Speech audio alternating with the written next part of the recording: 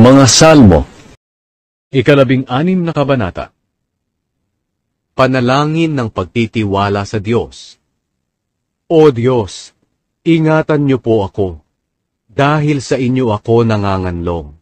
Kayo ang aking Panginoon. Lahat ng kabutihang nakamtan ko ay mula sa inyo. Tungkol sa inyong mga taong banal na nasa lupain ng Israel, lubos ko silang kinalulugdan. Ngunit ang mga sumusunod sa mga Diyos-Diyosan ay lalong mahihirapan. Hindi ako sasama sa paghahandog nila ng dugo sa kanilang mga Diyos-Diyosan, at ayaw kong banggitin man lang ang pangalan ng mga ito. Panginoon, kayo ang lahat sa aking buhay.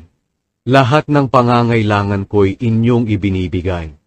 Kinabukasan ko'y nasa inyong mga kamay.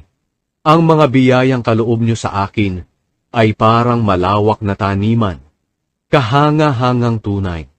Tunay na napakaganda ng kaloob na ibinigay niyo sa akin. Pupurihin ko kayo, Panginoon, na sa akin ay nagpapayo. At kahit sa gabi pinaaalalahanan ako ng aking budhi. Panginoon, palagi ko kayong iniisip. At dahil kayo ay lagi kong kasama, hindi ako matitinag. Kaya't nagagalak ang puso ko. At ako'y panatag, dahil alam kong ligtas ako. Sapagkat hindi nyo pababayaan na ang aking kaluluwa ay mapunta sa lugar ng mga patay. Hindi nyo hahayaang mabulok sa libingan ang matapat nyong lingkod. Itinuro nyo sa akin ang landas patungo sa buhay na puno ng kasiyahan. At sa piling nyo, aking matatagpuan ang ligayang walang hanggan.